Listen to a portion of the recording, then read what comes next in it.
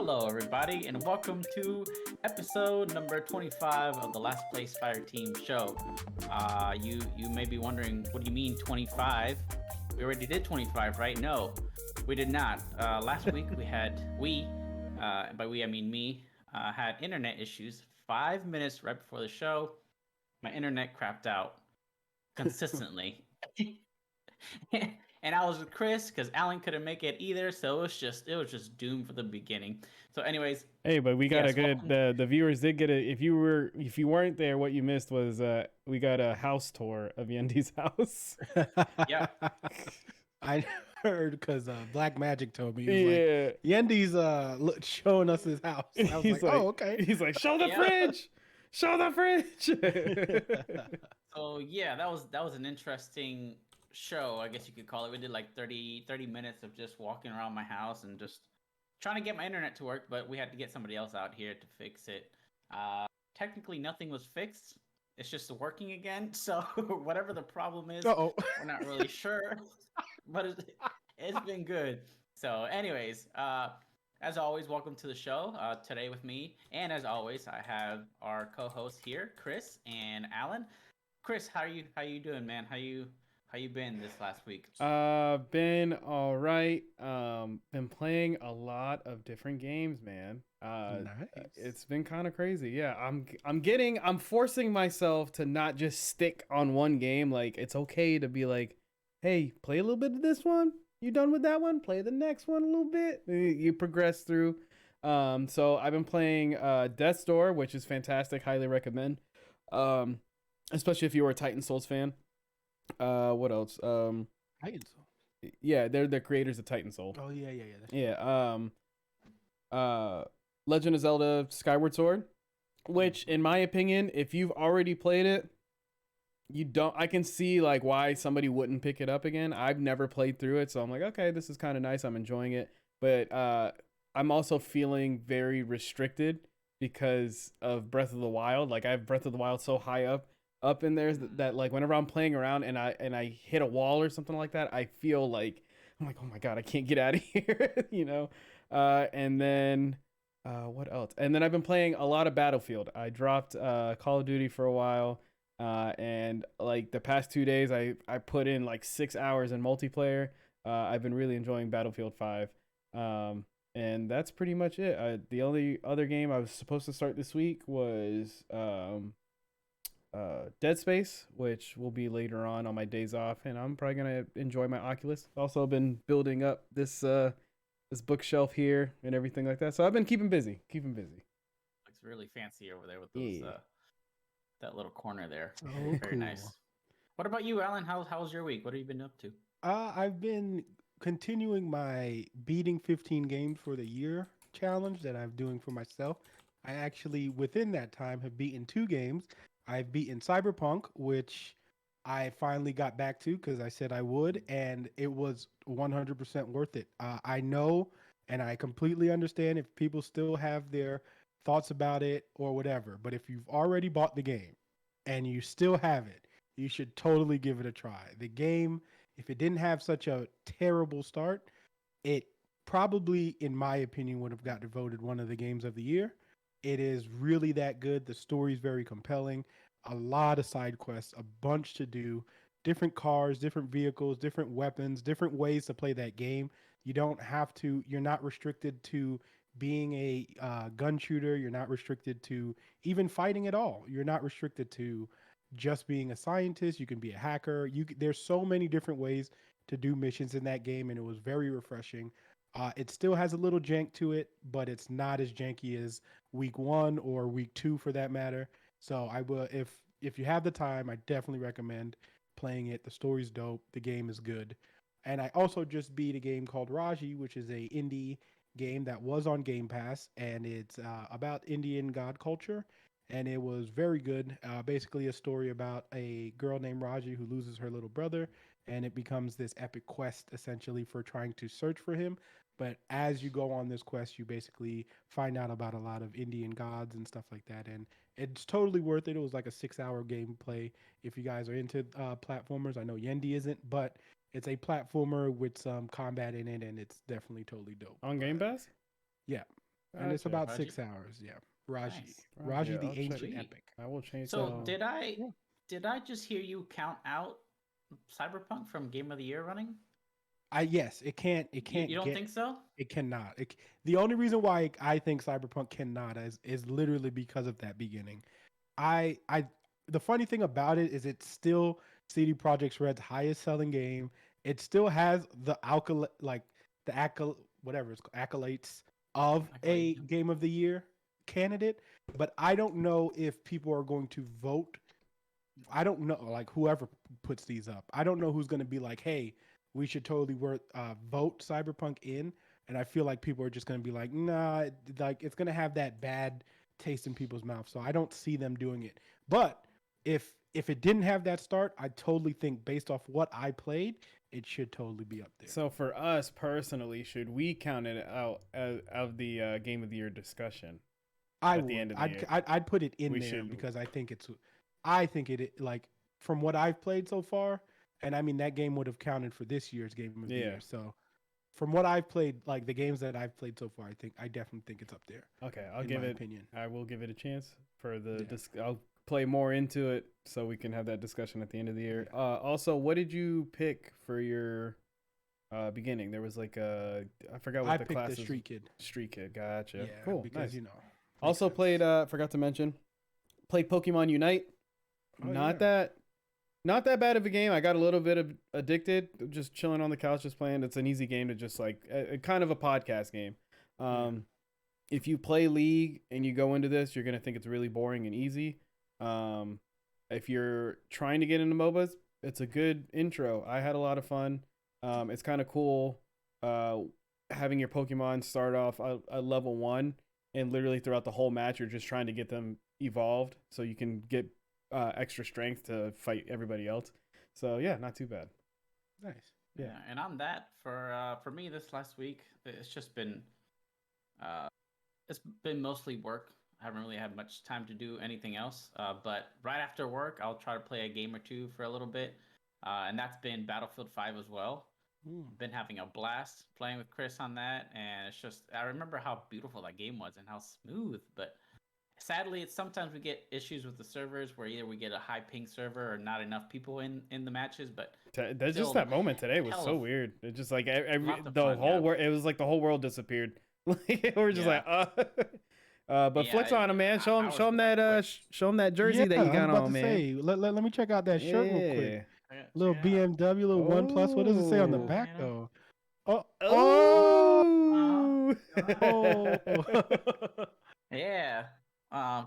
So yeah, Battlefield 5, a lot of fun. I did try Pokemon Unite for a match or two, and it was fun, but I don't think those kind of games are for me. That's just a little too slow pace, having to walk from one side of the map to the other, and then playing with random. Solo queuing is not a good yeah. experience because Not some of solo these people, queuing.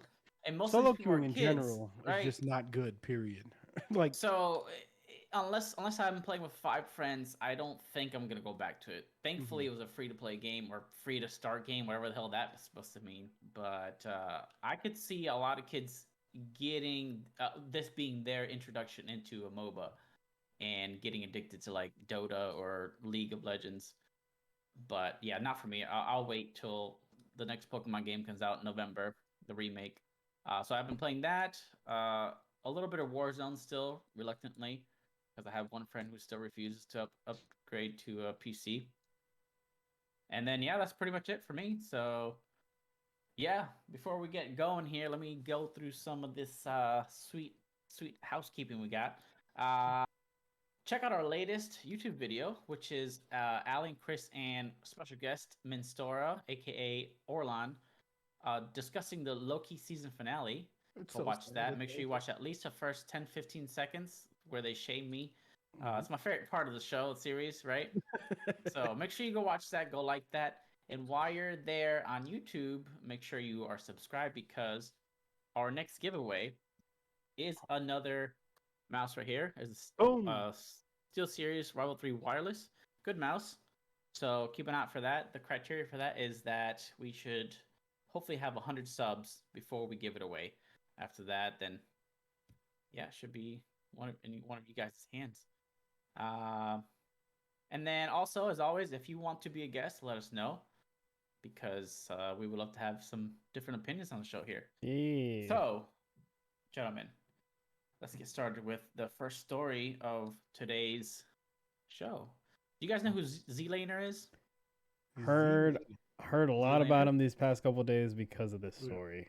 Yeah, he's mostly, well, he is a Facebook gamer who got really popular because he somehow ended up playing with Dr. Disrespect a lot, and the doc really liked him, so they teamed up afterwards and continued playing. So because of that, he became big, and because they're such best friends now, pretty much. He signed up for one of the Twitch rival events for a Warzone competition, I believe. Yeah. And because he did a cosplay of him as Dr. Disrespect, Twitch banned him from the Twitch Rivals event. Just because he cosplayed, there was no other reason. So, I mean, I'm sure we're not really surprised or outraged about Twitch being Twitch, but do you... Okay, so my first question is, what the hell's going on at Twitch? What are they thinking? They seem so inconsistent with their bans, their moderation, their policies seem to be all over the place or non-existent whatsoever. So, what do you think is going on over there, Alan? What the hell's going on at Twitch, man? I mean, it's, the thing about Twitch is this, right? It's one of those companies that blew up way too fast, right? And I think because it blew up so fast, no one actually prepared themselves for exactly what's going on. Because the problem that Twitch runs themselves into is the fact that if they ban these top players or top streamers and stuff like that, they actually don't get as much revenue either. Because in most cases, Twitch is taking 50% to whatever amount they are per sub or whatever. And it's actually taking traffic away, right? So they're in this weird space of where they have to try to keep these community guidelines, but they also do not want to get rid of the traffic that comes to the site. So this is why you have some Twitch streamers who take either months to get banned, even though they're doing completely inappropriate things, or they have this policy where they're just like, you know what, this is one of the things we're not going to allow at all. So if you do it, you're done. And clearly, the cosplaying Dr. Disrespect is one of those things where you cannot do at all, which again, it doesn't make any sense. It is what it is. But also he knows going into that if you're into something Twitch, that Dr. Disrespect had a bad falling out with Twitch. They both, both sides, for whatever reason. I'm not saying he's wrong in wanting to dress like him or whatever, but going into that you're probably going to upset some people at Twitch. So just to make clear, Zlaner is not affiliated with Twitch whatsoever. He actually declined a contract with them. He's part of Facebook Gaming. What I'm saying is, it seems super petty of Twitch to go out and ban him from its event just because he cosplayed. See, for me, I think it's 100% agree with that, though. I think it's a legal standpoint because you can't. Whenever you say cosplay is Dr. Disrespect, Dr. Disrespect is already kind of a cosplay. Like, that's his name's Guy. He's not really like, it's a full character that he's created. So whenever you have a cosplayer that dresses up as him, it's going to be kind of hard to tell their legal teams like, hey, that's not really Doc. And it's like, okay, but everybody else is going to think so because it looks like him. So I feel like they did it from a legal standpoint. Still sucks because we don't know to this day what the hell happened with Doc and Twitch, but it was I know it fell into like a legal thing. Yeah. And he went to YouTube. I can understand that, but here's the thing though, like he's not part of Twitch or was streaming on Twitch. Yeah. So like Twitch doesn't have to show his feed. Like he can be one of the cuz he's on Facebook Gaming anyway. Yeah. So like that legal ramification to Twitch doesn't actually affect them because it's not on their website. It's on Facebook's website. True. And they are in 100% control of whether they show this dude or not because he's on another platform. So like you don't have to show him, and nor does the Twitch audience have to know that he's cosplaying. That he's cosplaying. Yeah, you're right. So it's really like nothing to do with Twitch. Like they just caught wind of it and was like, oh, we're going to ban them from the event because we don't want anyone to talk about it. And then doing that ends up having people talk about them anyway. So I don't get what they're trying to like. I don't get the accomplishment anyway. Yeah, and it's a Twitch is it's not good, man. It's what they do with some of the situations that they have is just like, okay, well, it's not really until it gets to legal matters, we're not gonna deal with it at all. I mean, I still don't know if that one girl's still doing hot tub or licking the ear thing, farting into the mic and stuff like that. Did she get No, banned? she's back. She's back. Yeah. Oh, she's back. Back Oh, already? She's back. Yeah. there you go. Like Yeah. it's that easy for them, and the fact that like when things happen on Twitch, it depend like they just look at your viewer count. It should be for a space for everybody. But when they look at your viewer count, like if you have an issue and stuff, it really depends on how big your viewership is. It's just like, okay, well, is this guy making me money? No, put him to the side. We'll talk to him in a couple months. He can't stream, whatever. Sorry. And then you have another big streamer and you're just like, hey, he makes us a lot of money. We need to get that up as soon as possible. We got to figure out what's going on here. It just sucks that happens that way, man. It's awful and it's very annoying. Unfortunately, I mean, there's no other. I mean, you do have Facebook gaming, you have YouTube gaming, but it's not the same. It's not the same. It's just they don't have uniform ruling, and I think that's what a lot of people end up having an issue with is that the rules are not uniform, and it's literally, like Chris said, if you make them money, they're gonna view you in a different light. They might give you, a quick 6-hour ban or whatever the case may be, but then they're going to read your appeal and then be like, well. So when people cry out and go, well, you didn't ban this person for doing that, they'll be like, yes, we did. They're like, you know what I mean? But it'll be like a quick 6-hour or a day ban. Or sometimes the ban actually really hurts people because then in some cases they take away like your ad revenue, which also could be an issue. Like, you know what I mean? So the problem is there's no real uniform for any of these punishments, and they kind of do this on the fly. And I think legit that's because they never expected Twitch to get to where it's at. And now that it's there, it feels like they're just catching up. And the thing is, Twitch was the first. So everyone's on this platform. So a lot more things always tend to happen, especially in the live streaming world. So And another thing too is there's still a lot of things they need to fix, man. Like one big issue, I mean, it's annoying to me. But I think of like the kids that, they're watching Ninja, they're watching Nadeshot, they're watching all these people and they're like, I want to be a streamer. And these kids are getting on stream and they do whatever it takes to become big. So right now that those bots that jump in our streams that are like, oh, hey, you need followers, like, stop out, you click the link and stuff like that. These kids, like, I'm worried that these kids are throwing money at them to be like, oh, I want all these followers, like get the numbers up, blah, blah, blah, and all this other stuff. And I feel like that's a big unknown, like hidden issue that's underneath that, like, I'm pretty sure, I mean, these big streamers don't really see it because their mods are on it. As soon as it comes up, yeah, I never actually see it in anybody's chat.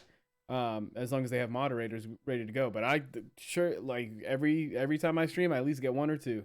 So it's there's a couple hidden things underneath that I feel like they really need to look at, and they also need to look at a lot of the lower channels that are at the bottom, because there are some channels that are getting away with some sick stuff that are hidden within. Yeah, they're hidden within, because they have lower numbers and nobody's viewing them. But it's easy for, like I said, some kid to get on here, scroll to the bottom, and be like, oh well, now I'm watching something I'm really not supposed to be watching. Or something sick that's not really even supposed to be on this platform. So, yeah. I definitely agree with both of you that it's just they're not consistent with the rules. They're heavy-handed with some people, and with others they look the other way. Fair enough, but I think eventually, even though it is a private platform, not really governed by the government or anything, and you do sign the agreement yourself, I think eventually they will be in really hot water. Because I feel like some people are just going to be fed up with it and, hey, we're going to sue you. Even though technically I'm pretty sure that you signed away your rights to do something like that. Yeah. But eventually, maybe somehow the government will get involved. Maybe some kind of legislation will be passed where some of these companies have to abide by certain rules, rules and regulations. Because it really is just flat out favoritism at this Yes, point. policy. Favoritism. Whoever makes the most money gets the least amount of punishment, and it's just so unfair to watch. And I'm so glad that actually, I won't even say that point, just in case one day we get big on Twitch.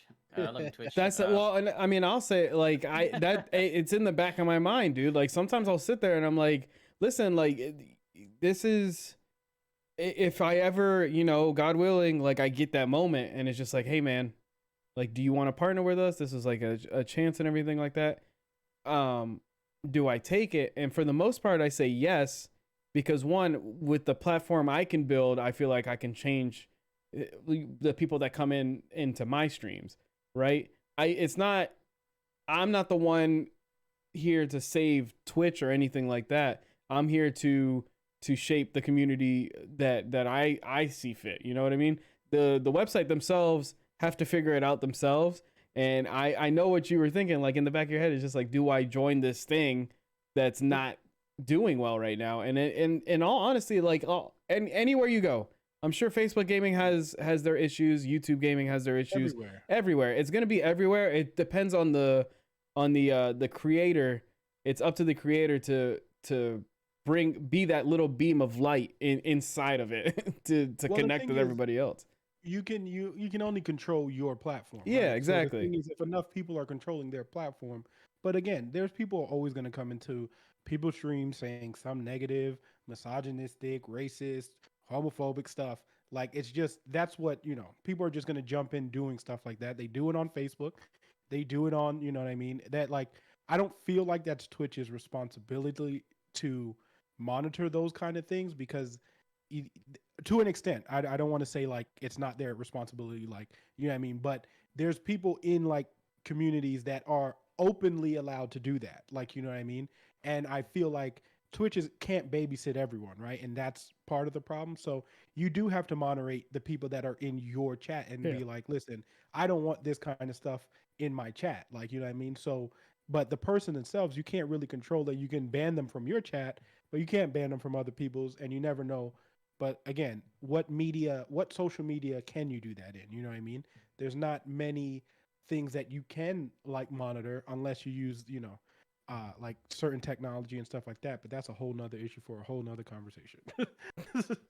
Yeah, until Twitch gets a big slap on the wrist, nothing's gonna change. It's gonna continue like this, unfortunately. Because it's been successful. Like the thing is, like that's the thing that sucks is like, regardless of how we look at it, like Twitch is the biggest live streaming platform, especially now because a lot of companies are trying to like the NBA is on Twitch now, UFC is on Twitch, like NFL. They're at last on year Thursdays, for the first time, every Thursday you were able to co-stream NFL games. Yeah. If you were partnered with Twitch and you could send Amazon an email, because actually that's the big thing is that Amazon actually owns Twitch. So a lot of those relations to Amazon, I know I just froze, but a lot of anime things that don't apply to Amazon don't apply to Twitch because they own them.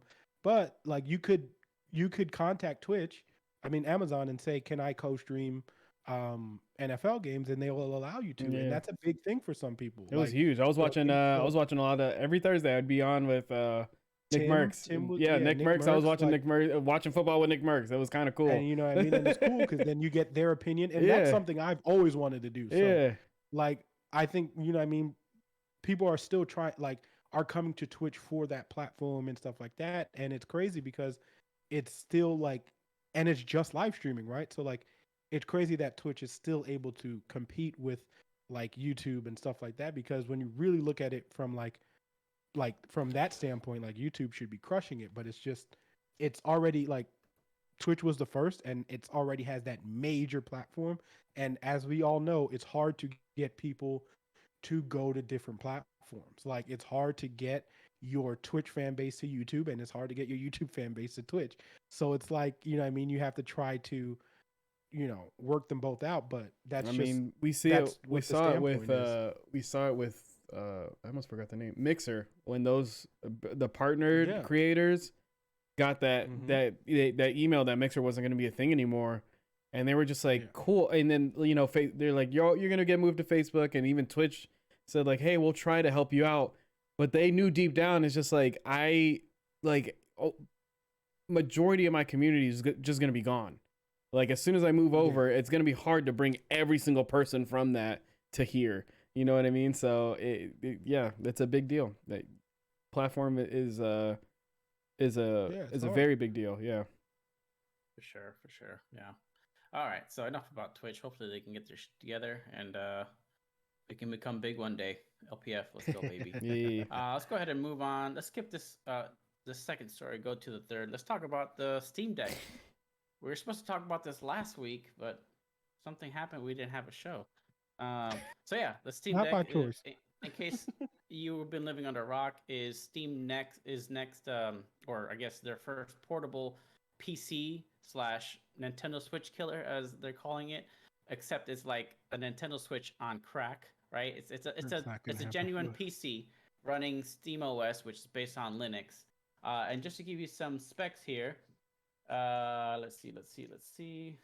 Oh, here we go. Equal amazing. So That's it. it's got an AMD APU, which is has integrated graphics, right? Really good. Zen 2 architect, really good. That's actually currently what's in the last gen AMD CPUs, so it's good. It's a good CPU, especially for being in a portable. Is that in all three of them? All three, or just? Yes, it's the same APU. 16 gigabytes of RAM. Oh wow, that's actually new information. 5500 MT quad 32-bit channels. That's almost as fast as a regular PC RAM. So that's pretty good. You won't have to worry about multitasking. You should handle it very well. There are 3 different variations as far as storage. You got a 64, which uses a eMMC storage. You got a 256 gig NVMe SSD, and then a 512 NVMe SSD as well. And those are PCIe Gen 3. So I believe you might be able to actually replace those yourself if you know how to get into it. But I'm sure they don't want you to get into it. You can, if you wanted to, install Windows 10 or 11 on this thing, but they don't recommend it, but you could. Which means you can pretty much play whatever you want. Xbox Game Pass on the go, you know? Alan, you can't talk about it today because you're wearing a PlayStation shirt. Listen, I'm not a fanboy. I love them both. I just love Xbox. It's a 7-inch screen. It has a 60 hertz refresh rate, so you at least get 60 FPS minimum. Unfortunately, no higher than that. The resolution is 1280 by 700, 16 by 10 aspect ratio, and Steam is targeting minimum 30 FPS on their games. Minimum. And a lot of people have been worried about that, saying, oh, the games are going to run at 30. No, that is the baseline, but every game they're aiming for to run at 30 at least. So being able to play 60 hertz, 60 FPS on a handheld, that's pretty sweet. I don't think even the Switch can do 60, unless I'm mistaken. Is there any game on the Switch that can do 60 FPS? To be honest, you don't really. Even if there was, I don't think you really notice. It kind of flows pretty well. Whenever the Switch gets bottlenecked is whenever you see the frames drop. You can tell when the frames drop. Pokemon Unite actually runs at 60. Oh. Dock though. Yeah, that's the difference. This one's handheld, no dock.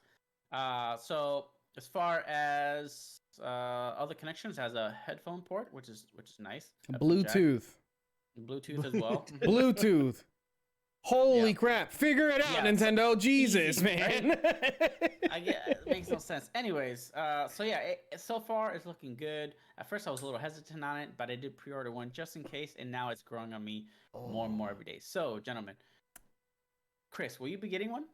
Day one, as soon as they announce reservations. Which, by the way, the reservation, that $5 down goes towards your Steam Deck.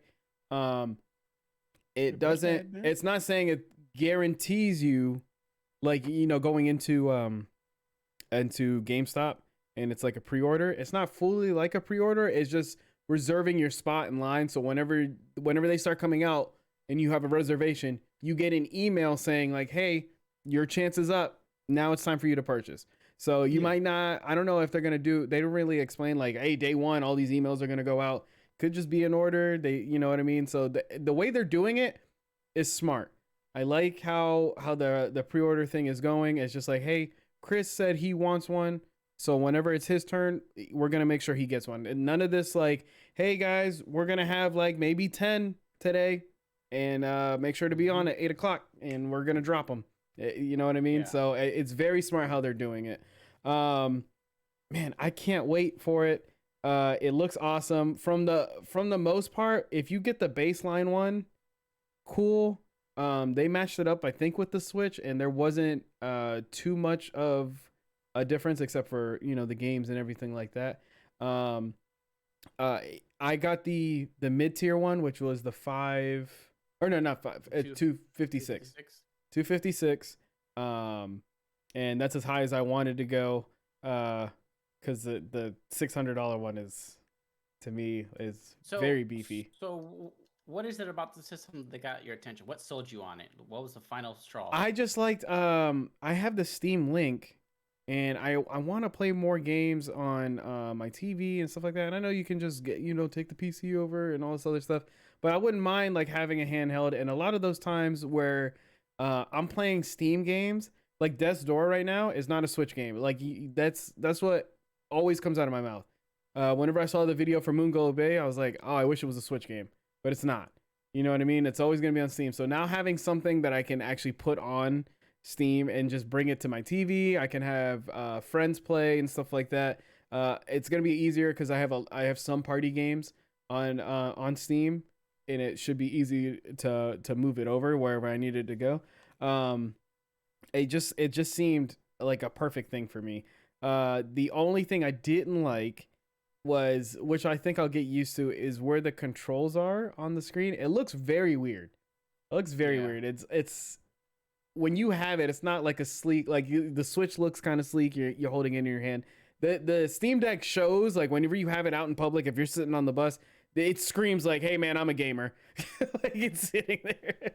So I hope I get used to the controls, but for the most part, I'm very excited for it. And so how do you get, so you would have to get Windows 10, you said, to get Game Pass on there? There's probably going to be some other way to do it, right? Yeah, because it's running Linux, distribution of Linux, Steam OS, and you could install Windows, but so for example, some games that have anti-cheat you won't be able to play. So like Destiny and, you know, Valorant, games like that. So Apex has anti-cheat, yeah. So games like that you won't be able to play, but otherwise you're pretty much in the clear. So if you wanted to, you could totally install Windows or another Linux, and if you're good enough, you can even install Mac OS if you wanted to. Technically, I believe no, that's incorrect because you need certain hardware for Mac. But who knows? These people out here are crazy; they can do whatever they want. No, somebody will put it in there for sure. It's gonna be crazy for especially the emulator and mod community to see what they're gonna do with it. And also, I really enjoyed them saying like, "Hey, we're gonna have a dock with it. We don't have an announcement for it yet, but you can hook up a USB, as long as you have a USB-C connector, put it straight to your TV." And it's like they're making it very easy for you to play on the TV, play it like to use it the way you want it. The only thing is, I think the dock. I'm wondering if the dock is going to be a certain kind of hardware that's going to help boost it to the TV, like kind of like what the docking does with the Switch. Kind of helps it out a little bit. I don't know if that's what they're trying to do. If so, I feel like that dock station is going to be very expensive. And we'll see what happens from there. So, but yeah, it's super excited. I'm all for it. I can't wait to get one.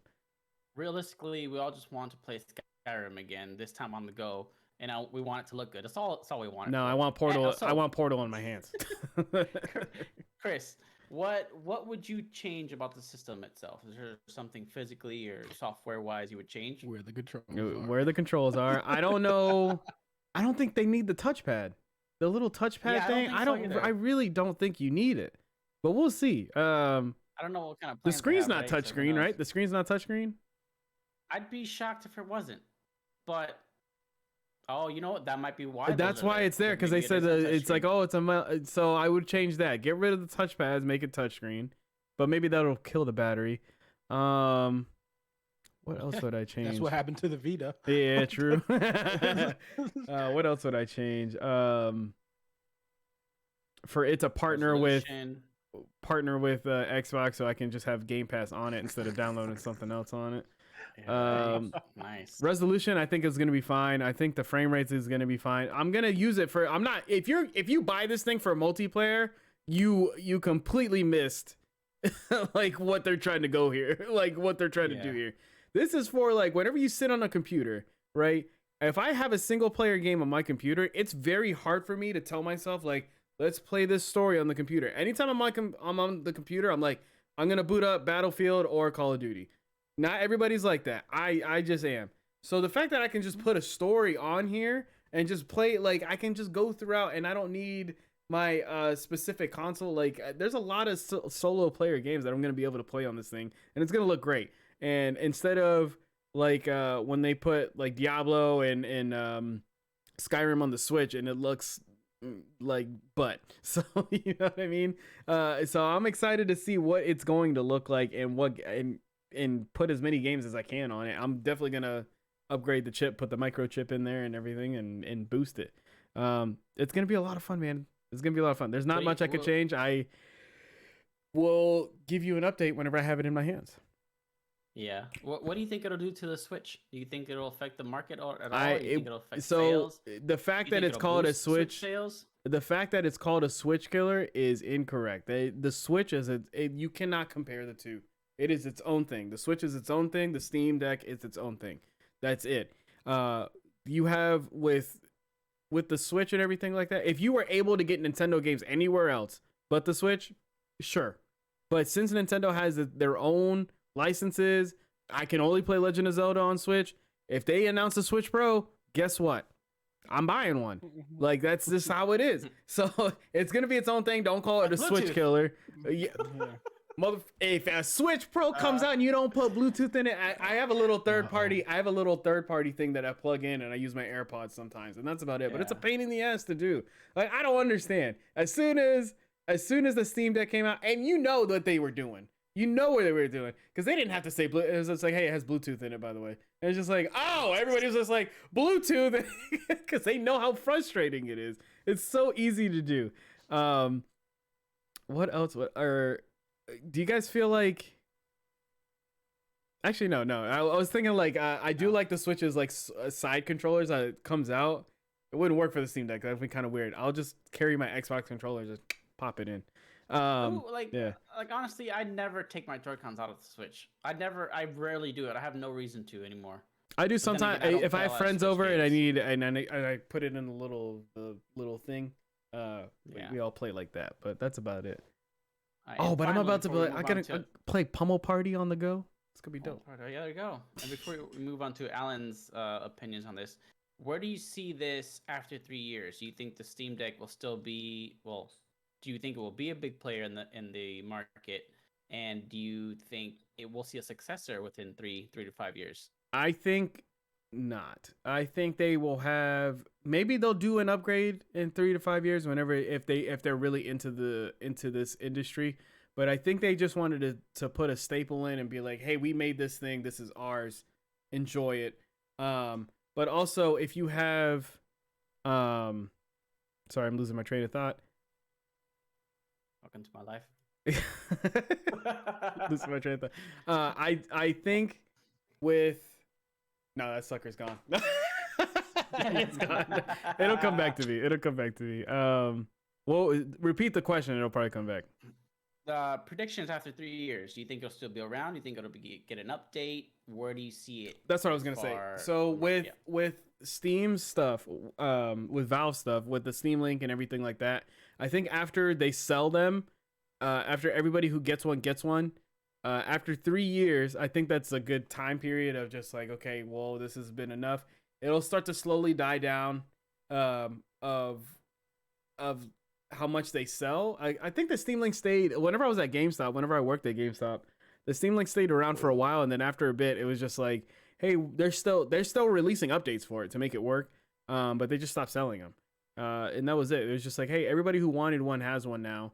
And at this point, like, it just works. Like, we just keep it updated. That's fine. I don't think they'll stay into the handheld thing for much longer. I think they just want to continue into the VR space.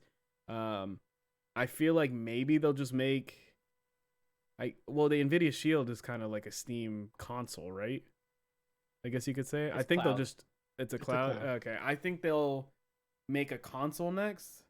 Maybe get into the console game. But at the same time, man, they don't need to do anything. This was just literally something that was just like, this is what we wanted to switch. They somebody in the office had a Switch, and they said, man, this is how I would want the Switch to be, and then they made their own. So that's it. That's the way I'm looking at it. Okay, Alan, will you be getting one? I I did pre-order one. I am debating it still. I'm not much of a handheld person, so I don't tend to play games handheld. Not that this isn't a great idea, because it totally is, but this also goes to what this is one of the reasons why Nintendo, like as much shit as we give them, is so innovative, because this is a spawn because of Nintendo. Like, you know what I mean? Like even just portable gaming in general, this is all because of Nintendo. Because like as much, like I said, as much crap as we give them, they have this thing that they just think about things, they just don't fully execute to them. And I guess that's what really pisses us off, is that these ideas that they have are so great, and then it's just like it feels like it's half-assed. But people do want to play games on their couch. People do want to be able to, if I'm on a plane to play a video game, or if I'm going to a convention or any of that stuff, people do want to be able to take their hardware and do that. And you can see that there is a demand for that, because people are finding these ways to use their phones. They're finding ways to use, they're getting Switches. Look at the pre-orders for this. Like, some people are going to get theirs in December, but like the reserves have gone all the way up to like next year, which I think Valve does a really smart job at. I've always said that if you're going to go a pre-order route, do it the Valve way, because Valve saves so much money because they never make too many consoles. So everyone reserves it. Whoever wants one gets one. You might not all get it on day one, but they never They're gonna go down that list. They never overproduce their products. So because they do that, they're always in demand, but they're always making exactly how many they need. So it's for them. Valve has been doing this since with their VR stuff. If you're still on a waiting list for those things, you're still on a waiting list for the hand features and stuff like that. But Valve does a really good job at that, because they're not overproducing their console, which in the long term saves you money, because you don't just have consoles sitting on in the ground somewhere, and then you don't have to put them on sale, and they can always be at retail price that you sold them at. So I think that model is the best model, because one, like, eventually you'll get yours. You might not like that you're not getting it day one, but the company saves money by not overproducing, and the people get their product whenever they want, or when it's their turn to get it. So I think that alone is a great idea. This also gives to what I've been saying. People, I feel like this is another step forward for cloud gaming. Essentially, I know it's not exactly cloud gaming in general, but like this is that precursor, those things that like people are going to get Game Pass on there, and people are going to use Steam Link and things like that when you're in your house. It's going to really help push product like that, so they can make. I know Ubisoft is going to want to get into that game because they have Ubisoft Connect, and I'm pretty sure they're going to make it compatible with a thing. You probably see Amazon Luna try to get in there, like make an app. Like all these companies this is a great thing for Steam, because they can be like, hey, by the way, if you guys want, like, give us some money and we'll make an app for for the Steam Link, and you'll be able to play it on here. So I think it's a great idea for Steam. I think people also who don't want to go out and buy like a brand new computer, this will run pretty much a lot of games that people want to play anyway. Especially, it might not run your higher end games on the higher end graphics, but that's okay. Some people just want to play games for story, and you'll be able to do that with this. Like, so I think this is a great step for Steam. Valve always does good stuff. I don't think there's something I haven't enjoyed from them. So like I said, I'm skeptical personally only because I'm not much of a handheld person. I don't know if I want to put $500 into getting something that I can exclusively play like just like portably, especially when I kind of play Game Pass on my phone anyway. Like that's as much portable as I tend to get, and I have Steam Link on there. And with my controller thing, I kind of enjoy that. So I don't know if I need it, but I reserved it just in case because who knows how I feel. Because I think I'm expected to get one in like I think it's all I want to say quarter two of 2022. So by that time, we'll see the first wave come out. Chris will probably have his. I'll have like a better understanding, better guideline, and maybe they drop some things that are like exclusive to it that kind of intrigue me more to want it. But besides that, most of the games that I play, like I'm the opposite of Chris. I actually like playing my games on my computer because I'm focused. I have the best sound. I have Dolby, like the Dolby stuff. So I like to immerse myself into like single player games that way, and I know that that's not going to produce the same feeling for me playing it on a portable. So for me personally, I'm still debating it, but I definitely think it's a great idea. The looks of it so far, I mean that video clip of Jedi Fallen Order being playing on it, I know it could be fake, like they could just be like, hey, this is what it's gonna look like, whatever. But also another thought that came to my head is just like the PlayStation exclusives that end up being on Steam later on. It's just like a heavy hitter, man. I think it's gonna be a great thing. Also, Epic Games, don't do it. Don't try. Don't try. I'm just gonna put that out there. That's it. That's all I'm gonna say. And going with the exclusives you were saying, because Xbox also all their games are good. Most of their games are going to Steam, so you're gonna have Halo on. Exactly. If I can play Infinite, if I could play the storyline and do, because that's the thing, is just like I can get bored and then be like, because my biggest thing is like, hey, I don't do a lot of side quest stuff, right? I don't look for a lot of trophies and all this other stuff. I'm sure Halo Infinite's gonna have a couple of those things, and it'll be nice to play the story. And then whenever I'm bored, I'm gonna be like, hey, I can try to, go through and do one quest at a time, one side quest, or find this trophy real quick, and then just turn it off. You know what I mean? So it's gonna be. I hopefully, we don't want to hype it up too much. I think Valve does a great job, so I can be hyped for it. But if day one it comes out and it doesn't do too well, it's gonna be a little scary. But we'll get there. What about the system caught your attention, Alan?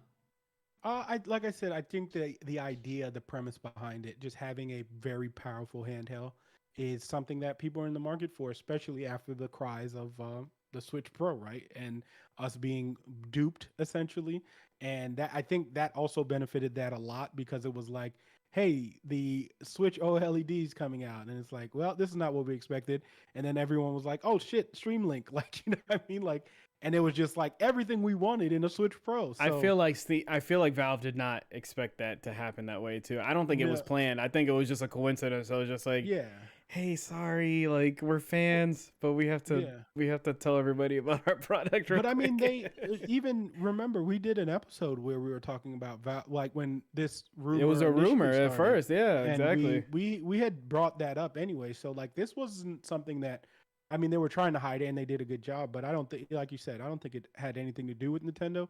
I just think Nintendo, dropped the ball on what they did, and then they were just like, yeah, let's release our thing. So, like I said, the premise for me is what kind of got my eyes, because I know a lot of people who, probably do want, there is a market for that. People do want like a not expensive, like it's not inexpensive, like it does cost a little bit, but it's a nice like low tier computer also, like, you know what I mean? So people will be able to hook these up to their TV and be able to play like a really strong console, like, you know what I mean? So I think the whole idea behind that, and just Steam just finding ways to branch off and finding ways to keep they're targeting a completely different audience, and it's good because they have their fans. Like we all have Steam, and they have their fans who can vouch for them. So people who are looking to get like, I don't want something too crazy. I can get this Steam, I can get this, and then play it on my phone. I mean, I can play it on my TV. I can hook up some controllers because the USB is a huge thing. Just having USB on it itself is huge to me. Like, you know what I Mm-hmm. mean? Because you can pretty much do anything with that. You can put an Ethernet on there if you want to. You can put in some controllers. You can, because multiplayer is now it's easily a thing. And one of the dopest things that I saw was that you can put a fight stick on there. Yeah. So like, you know what I mean? So and with Guilty Gear coming out and that came out already and being a big thing in the fighting game community, I wouldn't be surprised if some tournaments actually run this because it's going to be it's going to be pretty much the quickest thing you can probably find because the USB 3, is it USB 3, right? Am I right in saying that? What about USB 3? Is it USB 3, the USBs port that's that are on there? the ports? Oh, I think that they are. sounds. Oh yeah, they have 3.2 Gen 2. Exactly. So, yeah. So like you're going to get the Crazy. fastest data, like, you know what I mean, the data transfer that you can get.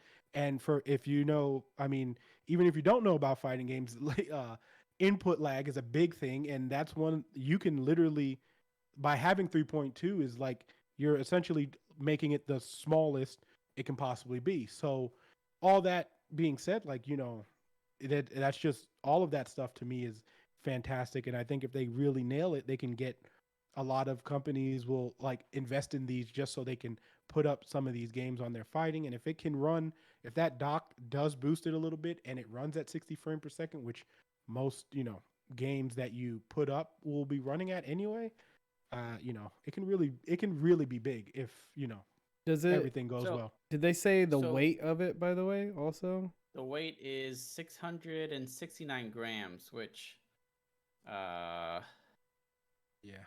that is. Hold on, let me. Okay, while he's figuring that out too, I'm hoping that also best case scenario, Nintendo looks at this and just like, I mean, if they are developing a Switch Pro, because like one of those things was like a heating issue, I hope they look at it and be like, hey, these guys just want to play games. They don't care about the look either. This thing's big and bulky, so maybe we could just like, the Switch Pro could be a little bit beefier, not as beefy, but like, they can add to it and be okay and be like, hey, they're still gonna play. So It's about a pound and a half. So that's great. It's I gonna be a can't little wait heft to in your- wait to be like this in bed and then Yeah, break your face, break your nose. So come so, here with Alan, the chip tooth. Hey guys. what would you change about the system that would be an instant buy for you? I don't think there's anything. I haven't felt the controls, so like I can't really complain about that. I think they could have, like I said, I don't know how anything feels, right? So it's hard to like judge the feeling itself. Yeah. And like I said, I mean, there's nothing I feel like they can add because I felt like they thought of it all. Like they put everything that they wanted to in the console. You have your Bluetooth, which to me was a big thing because I feel like Bluetooth is just a necessity on everything now. Like everything is, people have AirPods, people have like true wireless headphones. Like, I mean, even controllers are Bluetooth at this point. So like, that's a huge thing that I think, they did nail on that. So I don't know if there's anything, like I said, personally that would make it an insta buy because like I said, the handheld concept itself is not that big in my head. So for me, I don't think there's anything that they could have added to make it insta. Kind of reminds me of the Wii U. I'm looking at pictures of it, essentially. like the way it's shaped around. Yeah. Oh, yeah. Kinda, the Wii tablet. Mhm. Nice. Yeah. Okay. So 3 years in the future after it's released, what do you see? Where do you see it? Do you think it's a big hit? Do you think it'll still be around? Mhm. What do you think it'll do to the Switch, if anything? It's not going to affect the Switch. And again, that's the fault. The concept of, making something like if Switch can not outlast, but if Switch can continue, if Nintendo, let me say that right, if Nintendo can continue to compete with Sony and Microsoft, even at the state that they're in right now, and it still not be a problem, like this is not going to change the fortunes of Nintendo. Nintendo has their destiny in their hands all the time because, like Chris said, their first party titles are exclusive, and that's the only place you can get those games. Breath of the Wild 8. And we know that that has been the model. Like everyone wants games to play. Like the console can be you can have the strongest console and still not be the best console, like, you know what I mean, to the majority. So that in essentially with even with all these upgrades and even all these quality life things, it's not going to change Nintendo's fortune because Nintendo has the games. 3 to 5 years, I do see this still being a thing for the people who want it. I don't Steam, Valve doesn't like just neglect its things. It's still going to support it somehow, some way, like, you know what I mean. And I think that, like I said, this is a good gateway for cloud gaming and things like that. I think we will see some features that give them the capabilities of, like, you know, doing that, because you're going to have Wi-Fi, you're going to have things like that. Maybe you get like I think they might try to do like a, you know, 5G one, like, or something like that, or make it connect to your like hotspots or and things like that, which you probably can do because it has Wi-Fi anyway. But I wouldn't be surprised if we got one that's like capable of having like just one. I don't think like they'll mass produce it, but I think we'll have one that has like a 5G capability. That way you could Like go you to your don't cell have to phone be provider and add yeah, it. yeah, like a something like that, just so that they can, if you don't have a phone or whatever, you can The move around, or if you're not Wi-Fi. But the likelihood of that is not really high. But again, I think the way that they progress is finding ways to get other companies on board with this device, and I think that's going to these cloud services like Ubisoft Connect, going to like, you know, Nvidia, and going to like, even though they probably won't be able to get in Nvidia just because, you know, the AMD and all that stuff, but we'll see. You never know. And then going to Xbox and being like, hey, can you guys like make something for this, or can you make it compatible? And as we know, if you go to Microsoft, they're going to be like, sure, because they, you know what I mean? Which, if that happens, then you want to talk about like, what if, and if that if Game Pass makes its way on there, if that happens, then you're able to get Elder Scrolls 6 on that, then you know that's going to open up all brand new like dialogue for people who are like for Microsoft themselves. So I personally think Microsoft will definitely be like, hey, listen guys, I know you guys are coming out with this, so let's get Game Pass on there. Like, you know what I mean? And that's not a bad idea for Microsoft to do, and that's not a bad idea for Steam to accept. So I just think that in general is a match made in heaven. Is Outer Worlds on Steam? Yes. I think so. I'm thinking too much about it. I'm thinking way too much. I'm like, ooh. But you know what? What else Outer World is on? Game Pass. It is. So That's right. That's where I beat it. That's where I beat it. Me So, too. Make it happen, Valve. I'm just saying. so for me, I did pre-order the 512 gig, and I'm kind of banking on seeing the reviews of the previous or the first few models first to see how it goes before I commit the $7,000 that it'll cost. But when I first Getting gypped. heard about it, I was very, very skeptical. I'm still kind of skeptical, but day by day, it's growing on me more and more. Like the appeal of it is awesome. Even though I sit there, I'm like, wait a second, should I buy this? Because I barely touch my Switch. Yeah. And I know that is because there's not a game that really calls to me right now until the new Pokemon remake comes out in November, and then the brand new one in January. I'll play the Switch. So between fall and spring of next year, I'll play it, right? And then I'll drop it again, and it'll just be Avery's system essentially. Oh, Avery's a So person. yeah. So on that front, I'm like, oh, maybe I shouldn't spend this much money on something that I won't be using anyways. Because right now it just seems like a really niche kind of thing to have. I already have a PC I play these games on. There's no PC exclusive game that I would be able to only play. I'm sorry, Steam exclusive game, because there's no guarantee that they'll make exclusives for this. There's no exclusive for me to justify spending the money on this. Every game that's available on Steam, I can play on my PC now. I don't play on the go, really. Now that I work from home, I have nowhere to go. So,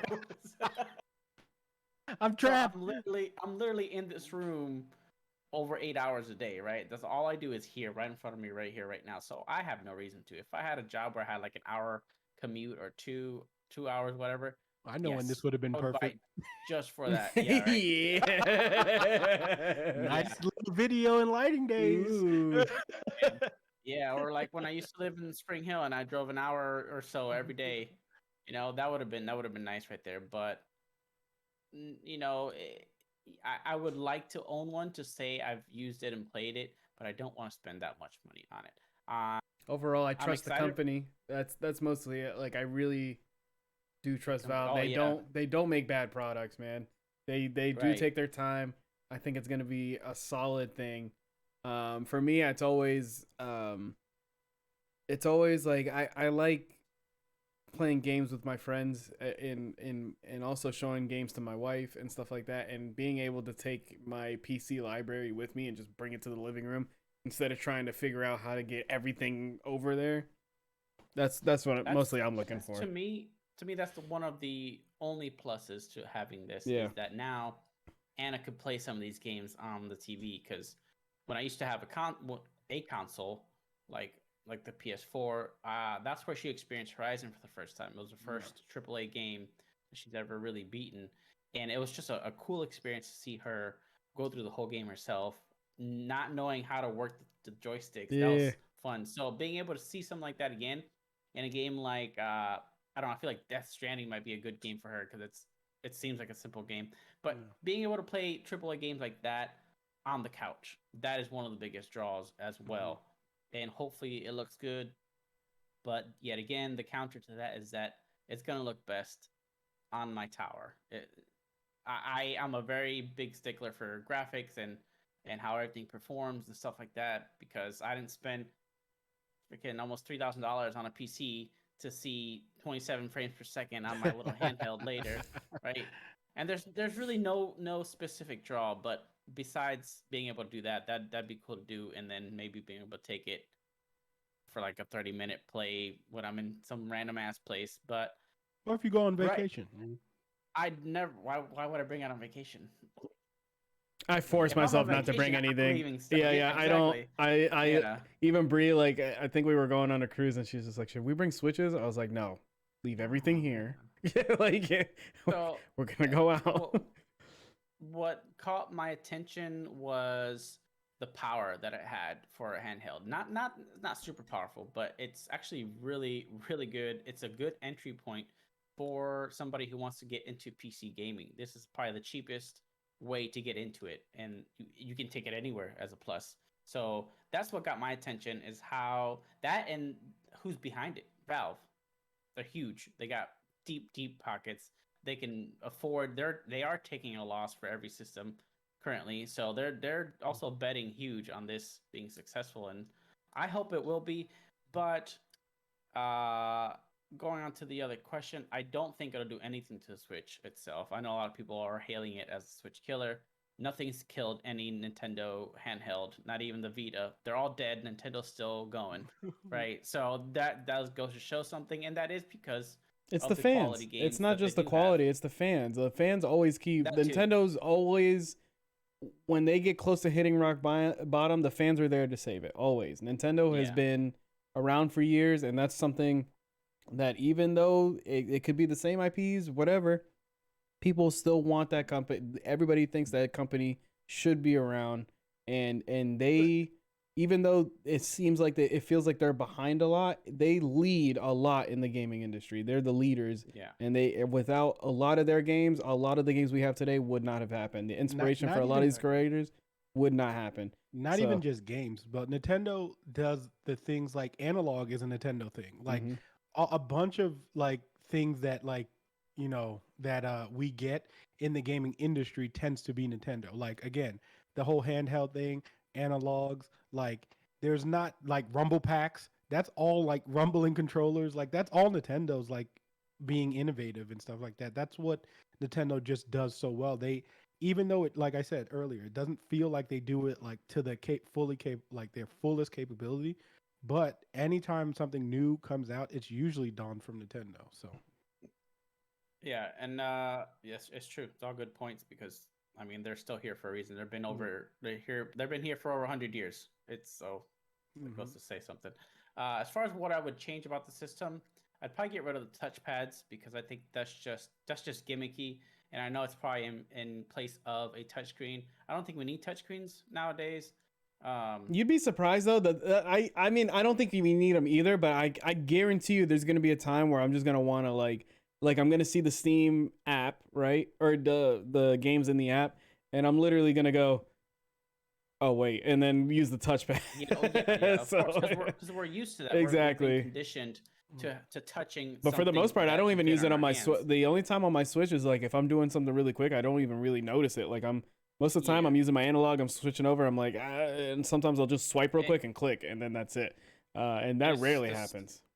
It's the same reason we don't use the touchpads on the PS4 or PS5 controller, Yeah. because unless they specifically make a game that has that function in it, you're not going to use it. And even if they do, it's going to be 1 or 2 games. It's just going to be a gimmick. So to me, those touchpads are a little gimmicky. I know that they're probably doing it, like I said, to have something in place of not having a touchscreen, which I'm glad it's not touchscreen, because usually those screens are lower quality anyways, because they're touch sensitive, so they have to use different technology. But I would change that. I would actually bring the screen down, I think, maybe an inch or less, and make the overall thing smaller, slimmer. But I do understand that in order to fit that much hardware in there, you need a lot of cooling, which means you require fans, which means you require more space. So I That thing get better that. be silent, man. I better not hear that thing I take don't off think on me. so. I think it's gonna be hot as hell, and I think it's gonna be loud when you start playing Skyrim on it. So that's what I would change. Oh, and yeah, like Chris said, where the controls are, the Them joysticks are holding it way up too here, high. I'm like, I don't It know, feels man. like I keep it's trying to gonna imagine slip. it. Yeah. Yeah. Like it's gonna slip right off and flip and hit me in the penis and shit. You know what I'm saying? Fall right on my dick. so, so uh, with all that being said, in 3 years, I think it'll be end of life. I think it'll be dead. I think the Switch will continue to reign. Because overall, it does seem like a gimmick to me. It came out of nowhere from Valve, and I could be completely wrong. This could be another Xbox story, and it takes off, and then we have an updated version that's smaller and more powerful somehow. But I just don't see it happening. There's a reason the Vita hasn't never succeeded, and why Nintendo is #1 in portable, because they already have a foothold on the market. People aren't. If you give somebody the option of buying a Switch and a Steam Deck, guarantee they pick a Switch, because they know brand recognition. Yeah. They know, right? So unless Steam or Valve goes really head over heels over this and markets shit out of it and just brings out some banger exclusives somehow, or some partnerships, I just I don't think see it. I don't think they'll ever do that. I think Valve is very pertain to like, hey, we have the money already. We're gamers. We like games, and I think the only time they make products is whenever they get tired of something else.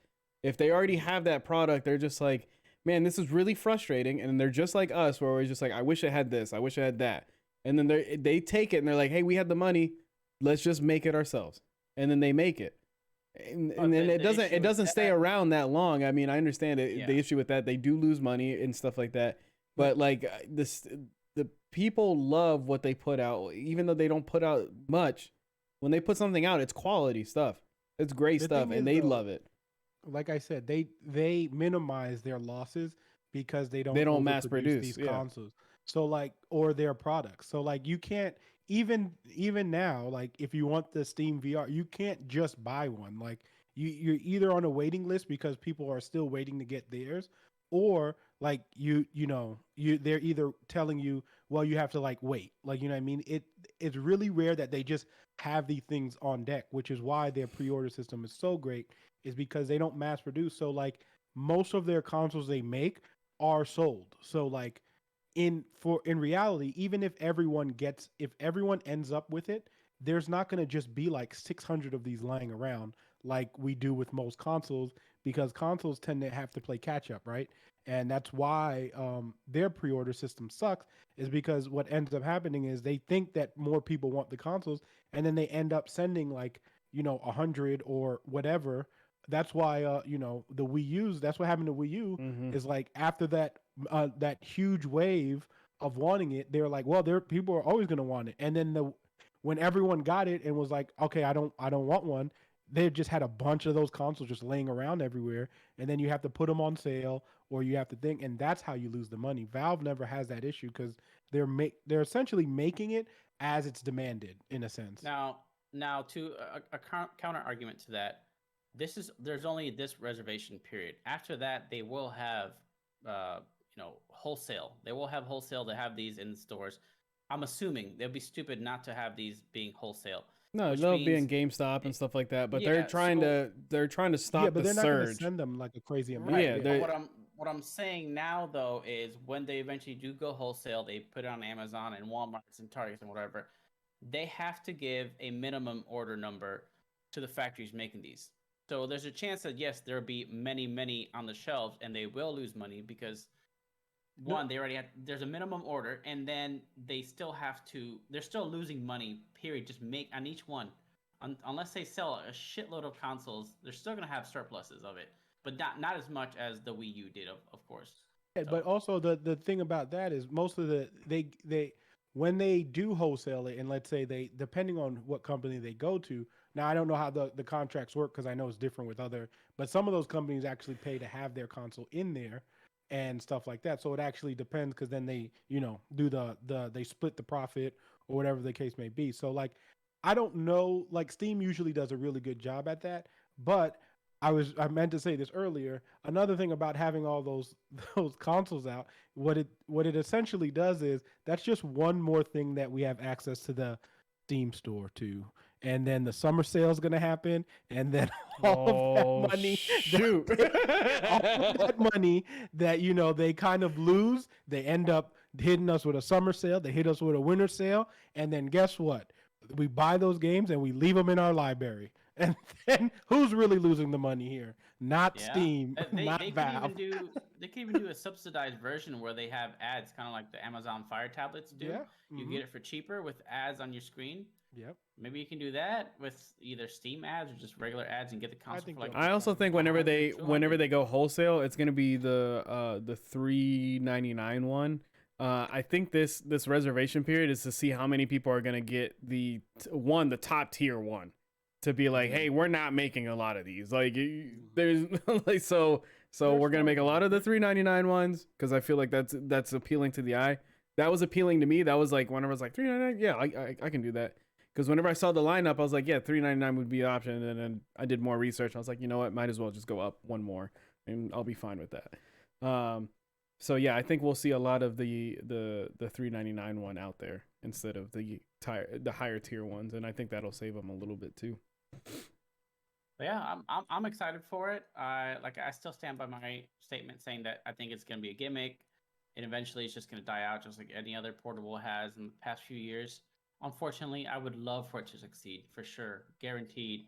I would love to be able to play the next Elder Scrolls when it comes out in 2030 on it, and I would love to, I don't know, have the Epic Store on it if possible. I'm sure they're working on it. There's got to be already. You think Steam would put Epic on there? I mean, I feel like there's not really beef there. Steam's just like, hey. Beef. The thing is, if Epic wants to go on there, they're going to have to pay Steam something or increase up their profit. So like those things, that's the whole thing. It's also essentially with the same thing with Game Pass. It's like, yeah, you want to be on here because we're going to make money together. And as long as they have the together mindset, but like Valve is always going to get a cut. So that's the good thing is, yeah, you're paying your subscription to Xbox, but also Xbox either had to pay to get on there or, they're giving a percentage of the profit to Valve. So for Valve, it's a win-win to get other consoles on there if they work out the proper deal for it. Yeah. Yep. Well, let's see how it goes. Hopefully we'll be back here talking about the Steam Deck with one in each of our hands. Maybe not Alan. Maybe it's just gonna be Chris. Actually, it's probably just gonna be. It's probably gonna be Chris. Yeah. We'll be oogling from here. Like, oh, what do you got there? Mm-hmm. But yeah, that is actually gonna do it for tonight's show. Only 2 topics, but we spent over an hour talking about them. That's listen, the Steam Deck. There was so much to unload on the Steam Deck, man. Yeah. Sure, its own episode. It should have been special, but maybe next week we can carry on some of these stories. So remember, ladies and gentlemen, follow us if you haven't already. Keep an eye out on our YouTube. Once we get to 100 subs, we will be giving away another wireless mouse. Actually, this time's wireless. Last one was wired. And there will be more giveaways in the future. I think I'm gonna be getting some more stuff. Maybe Honey? I'll do a really nice mouse pad because those are underrated. We'll see. Oh, But you need a good mouse pad for sure. yeah, I went from owning 0 or 2 to owning like 10. So why don't Chris and I have one?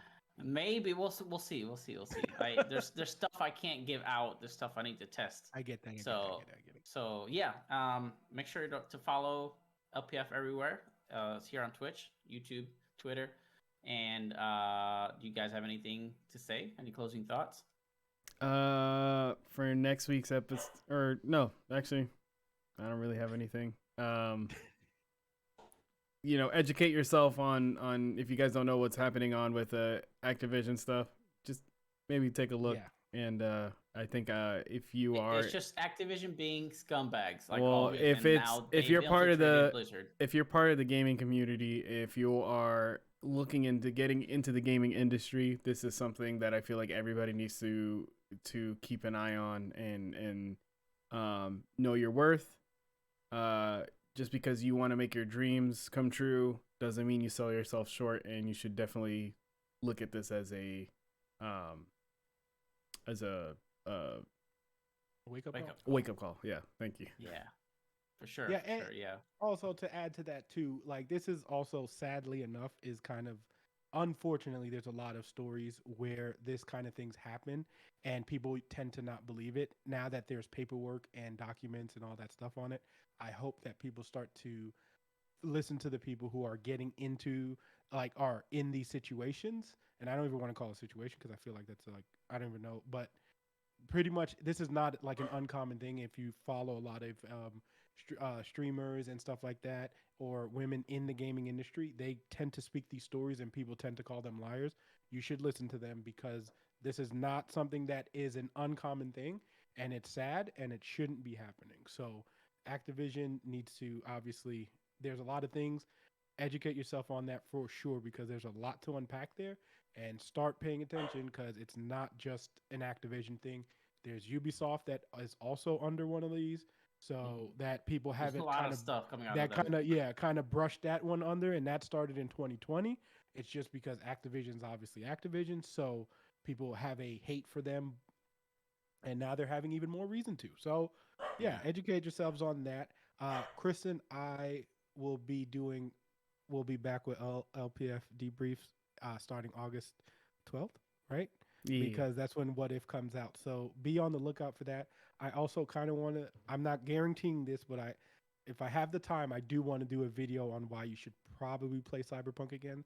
But I'm not guaranteeing that it's going to happen. I'm just putting it out there. I might be doing one. Yeah. All right. So actually, you know what? Maybe tomorrow. Tomorrow is my birthday. I turn 33. Nice. Happy early birthday, man. So maybe I might stream after work tomorrow. I'll be alone for the first time. Completely alone. Anna has to work. Avery's not here. So it's just going to be me. So I might stream a little bit tomorrow after work. So maybe check on LPF. She getting you a PS5? I don't need no PS5. Turn around. Check it out. Surprise. All right, so yeah, just check out LPF maybe tomorrow around like 3 or 4. I might be streaming some games or not. Who knows? I might just get drunk off some fat-free water. So with that said, ladies and gentlemen, thank you for watching episode 25, which in reality is 26, of the Last Place Fire Team. And remember to come join us every Tuesday night at 8 p.m. here on Twitch, and we will see you next week. Fire Team out.